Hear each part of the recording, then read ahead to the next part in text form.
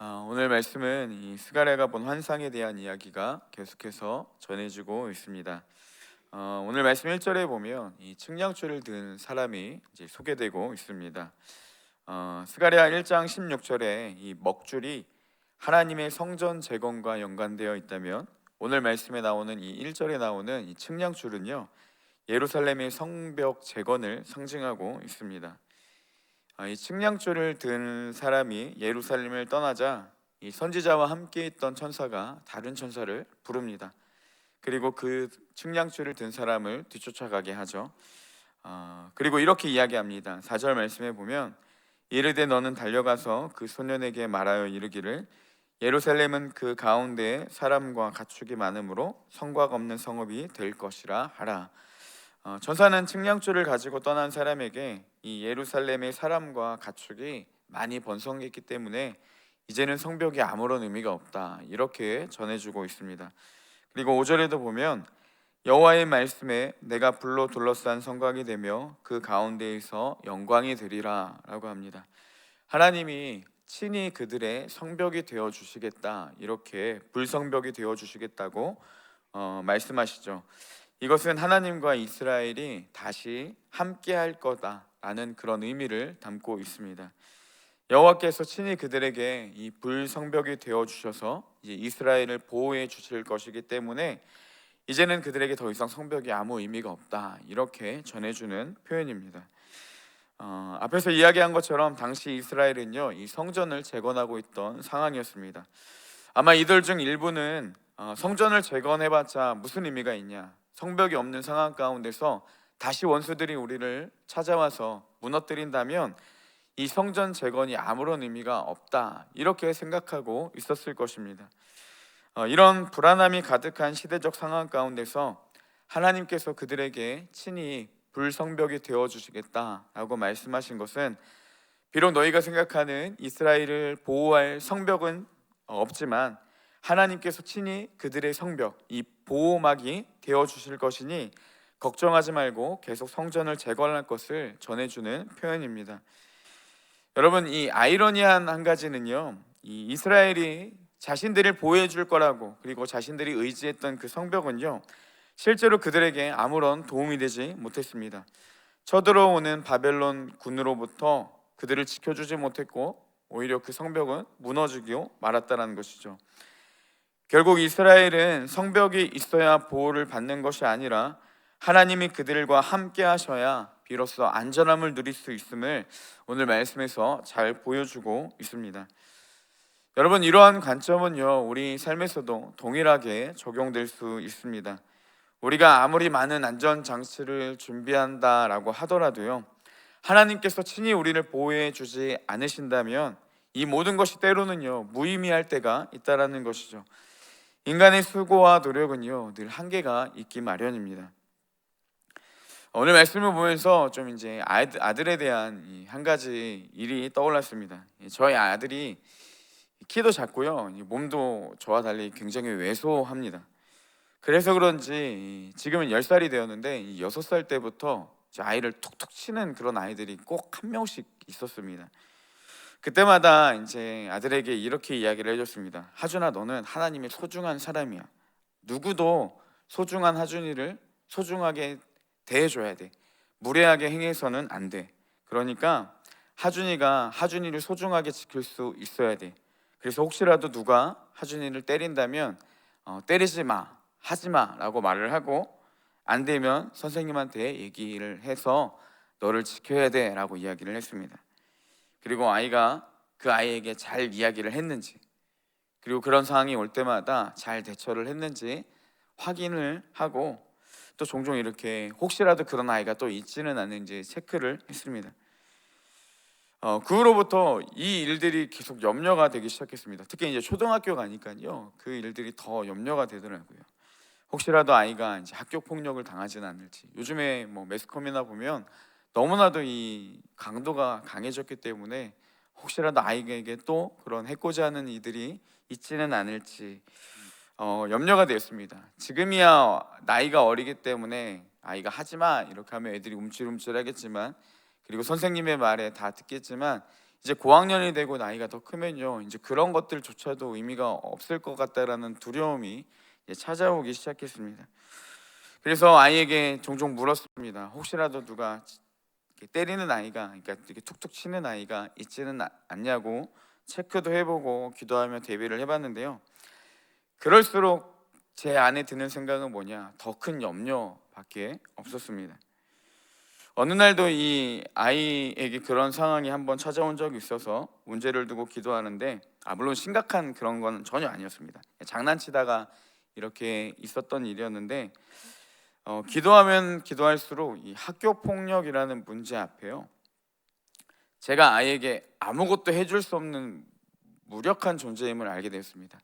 이렇게 해줘야지, 이렇게 해줘야지, 이렇게 해줘야지라고 할수록 더 문제가 커져가는 것 같더라고요. 오히려 아이에게 더 불편한 상황이 올 것 같다라는 두려움이 찾아오기 시작했습니다. 그러자 제 입술에서 하나님께 이렇게 고백하게 됐습니다. 하나님, 아무것도 해줄 수가 없는 아빠네요 라는 고백이 되더라고요. 그때서야 이 하나님의 성품이 떠오르기 시작하고, 이 절대적 선을 가지신 선한 목자 되신 하나님임을 고백할 수밖에 없는 상황이 되었습니다.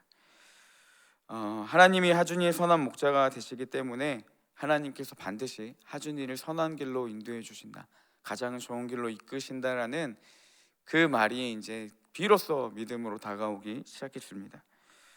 그 후로 아이의 삶을 하나님이 더 잘 아시고 더 확실하게 책임져 주시고, 저는 아이에게 아무것도 해줄 수 없는 무능력한 아빠이지만 전능하신 하나님께서 아이를 친히 인도해 주시고 그 능력으로 붙들어 주신다라는 그 확신이 들어오기 시작했습니다. 그때서야 제 마음이 편해지기 시작하더라고요. 그리고 그 후로 지금까지 1, 2년이 지난 이 시점까지 이 일로 염려가 되지 않았습니다. 왜냐하면 저보다 더 능력 있는 하나님께서 이 아이를 지키시고 가장 좋은 길로 인도해 주신다는 확신이, 그 하나님이 보이기 시작했기 때문입니다. 여러분, 그러고 보면요, 사람들은요, 문제가 찾아올 때마다, 이 불안감이 우리에게 다가올 때마다 우리는 그 안전함을 찾기 위해서, 그 문제들을 해결하기 위해서 부단히 노력하며 살아갑니다. 안타까운 것은요, 때로는 그 노력과 우리의 그런 열심들이 하나님이 아닌 경우, 그리고 우리가 스스로 만들어 놓은 안전장치를 할 때가 있다라는 것이죠. 나를 안전하게 하는 것이 하나님이 아니라 이 물질이나 세상적 성공이나 이 세상적 방법으로 여기고 그곳에 에너지를 쏟는 경우들이 있습니다.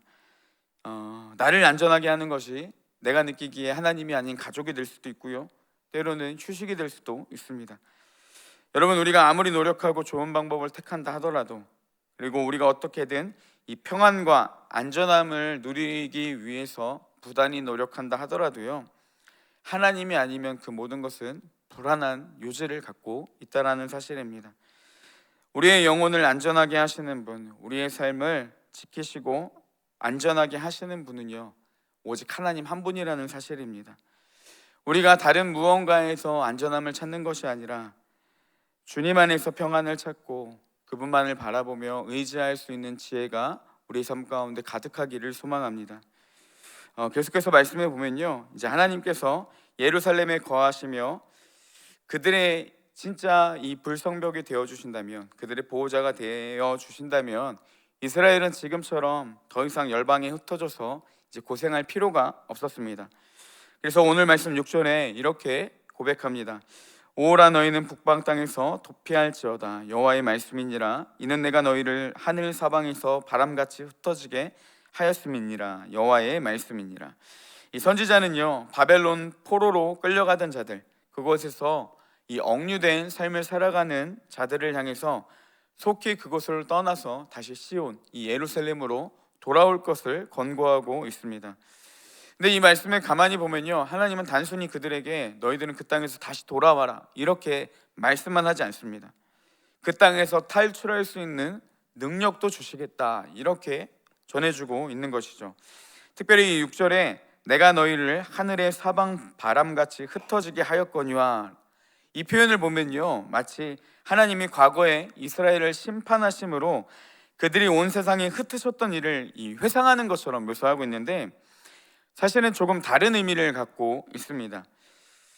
특별히 이 문맥상 계속해서 이 바벨론 탈출에 대한 이야기를 하고 있고, 이 스가랴서 안에서 이 사방 바람, 이 네 바람이 세상을 두루 살펴보고 돌아온 이 하나님의 천사들의 그 행적이라는 것을 감안할 때, 여기서 말하는 네 바람은요, 흩어지는 것이 아니라 하늘을 날 수 있는 능력, 즉 예루살렘으로 돌아올 수 있는 능력을 염두에 둔 문장으로 볼 수 있습니다. 결국 이런 것이죠. 너희들이 북방 땅에서 다시 예루살렘으로 돌아오라. 이 말은요, 너희들이 단순히 탈출하라는 것이 아니라 그 능력까지도 하나님께서 그들에게 주시겠다라는 의미를 갖고 있습니다. 여러분, 하나님은 우리에게 늘 무리한 요구를 하시는 분이 아닙니다. 때로는 이 말씀의 요구들이 우리를 답답하게 하고 너무 과한 게 아닌가, 그리고 어떻게 우리의 능력 이상의 것을 요구하는 것처럼 여겨질 때도 있지만요, 하나님은 반드시 그 말씀을 지킬 수 있는 능력도 우리 가운데 주시는 분이라는 사실입니다. 하나님의 뜻을 우리에게 알려주실 뿐만이 아니라 그 길을 걸어갈 수 있는 힘도 우리에게 주시는 분이 바로 우리가 믿는 하나님이신 것이죠. 제가 가끔 어떤 길이 하나님의 길인지 헷갈릴 때마다, 그리고 특별히 인생에서 중대한 결정을 내릴 때마다 늘 하나님께 기도하며 물었습니다. 근데 그때마다 종종 어떻게 보면 더 많은 부분들이 하나님이 제가 원하는 길이 아닌 다른 길을 요구하실 때가 있었습니다. 그러면 마음이 불편하고 하나님 왜 그러세요? 라고 해야 당연한 반응인데, 여러분, 신기한 것이요, 하나님이 제가 원하는 것과 다른 방향을 가르쳐 주실 때마다 이상하게 마음이 그렇게 할 수 있는 마음까지도 주시는 것들을 이제 경험하게 되었습니다.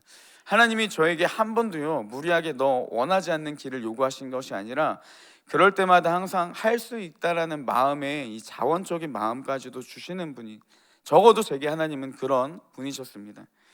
하나님은 한 번도 저를 억지로 그 길을 걸어가지 않게 하셨고요, 하나님의 뜻에 순종할 수 있는 힘과 마음의 감동도 주셨습니다.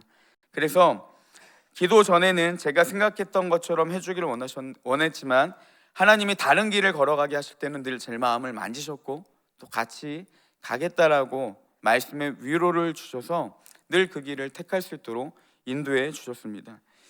여러분, 하나님은 우리가 하나님의 뜻대로 행하기를 원하십니다. 단순히 너희들이 이 길을 걸어가라, 그것이 아니라 그 길을 걸어갈 수 있는 힘도 우리에게 끊임없이 주시는 분이라는 거죠. 때로는 우리가 그 길을 가지 못하는 것 같습니다. 넘어질 때도 있고요, 갈 때 지체하는 경우들도 있습니다. 아무리 많은 방법을 행해도 넘어지는 것 같아 보이지만, 여러분, 돌이켜보면요, 하나님은 반드시 우리에게 그 길을 걸어갈 수 있는 힘도 주시고 지금까지 그렇게 우리를 인도해 주셨다라는 사실입니다. 그래서 하나님은 우리가 그 길을 걸어갈 수 있는 힘까지 주시는 분임을 기억하고, 때로는 우리가 그 길을 걸어가기 부담스러운 상황에서도 주님을 신뢰하며 끝까지 그 길을 나아가야 한다라는 것이죠. 이제 말씀을 맺겠습니다.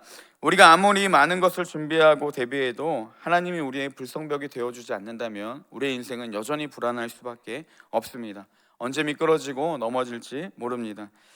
혹시라도 지금은 의지하는 것이 우리의 삶의 우선순위가 하나님이 아니라 다른 무언가를 의지하고 그곳에서 안전함을 찾기를 바라는 것이 있다면, 우리의 삶을 돌이켜서 우리의 영혼의 유일한 안전함과 평안함이 되시는 분은 하나님임을 고백하고, 다른 안정장치를 의지하는 것이 아니라 하나님만 의지하는 지혜가 있기를 소망합니다.